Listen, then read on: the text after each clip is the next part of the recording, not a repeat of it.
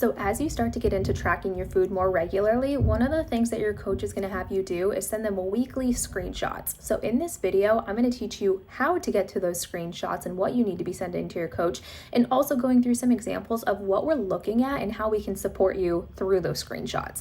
So in your MyFitnessPal app, what you can do is open up to the diary and then scroll all the way to the bottom, and you're going to see a nutrition button. It's kind of a white button in the bottom left-hand corner. You can click that, and it's going to pull you into this tab. And in this tab, there's a few different screens and options of things that we can look at. So across the top, you can see overview, calories, nutrients, and macros. So really what we're going to be looking at here are the three tabs: the calories, nutrients, and macros. So in the calories, right below that, the calories, nutrients, macros, you'll see another little drop down where you can click and you can select to see a day view. So this is just going to show you one day of information, or you can do a week view.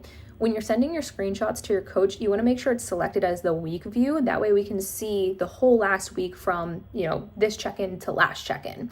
So you're going to send them a screenshot of this calories tab here, the nutrients tab. You're actually going to end up sending two of this because we want to see this information, but we also want to see what's below it. So if you scroll down, you can screenshot the second half and send that as well. And then the macros tab, you can screenshot and send to your coach also. So those essentially, you'll be sending 4 photos: one of the calories tab, 2 of the nutrients tab, and 1 of the macros tab. So every week you'll fill out your check-in form, take those screenshots, and then just send those screenshots through WhatsApp. Now, like I said, I want to talk through these tabs and what exactly your coach is looking at. So I'm actually going to scroll over to last week because you can see I have a fully tracked week of data here. And what we're looking at in the macros tab is a couple of things. One, we're looking at the net average. So like right smack dab in the middle of the screen, you see net average, and it shows the average number of calories. So last week I averaged 1,591 calories. So that's one thing that we're looking at, is that average. But the other thing that we're also looking at is what your calories were from day to day. So really wanting to make sure that ideally we're having pretty consistent calories from day to day. So you can see mine, it's almost like a straight line across. There's not days that are really high and days that are really low. Our body's like consistency. And so that's one of the things that we're going to be working towards. Again, you might not be very good at that right away because this is new, and that's okay. But that's one of the things that your coach is going to help you work on.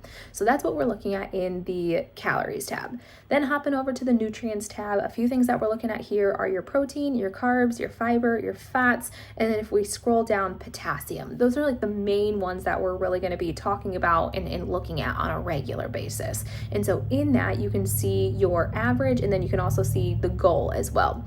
And then lastly is the macros tab. This just gives us a good idea of from day to day, how are these numbers looking? Because in the nutrients tab, we just see an overall average for the week. But in the macros tab, we can kind of get a gauge of like day to day, how is that consistency? Again, we're not looking for it to be perfect. We're all human, and I know mine aren't always perfect. This is a really good week for me, but not every single week looks like this.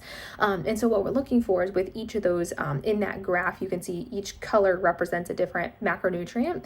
And what we're looking for is to make sure that you don't have some days where you're super low on protein and then a ton of protein, or really, really high on fats and then no fats. Again, our body likes that consistency. And so that's what we're really looking at and working on here. So the one other thing that I want to talk about when it comes to these screenshots, I see this a lot when clients will send me screenshots, is if I go back to this current week and I jump over to the calories here, you can see the last day is Friday the 30th. That's today when I'm recording this video. And you can see I only have about half of my day logged so far. I haven't logged the rest of my food for the day yet. And so what will happen is a lot of times clients will come in and just start snapping their screenshots right here. The problem with that is that it kind of messes up your weekly averages. So you can see right now it's showing that I average like 82 grams of protein and 145 grams of fiber and so on. But that's really only because I only have a partial day tracked.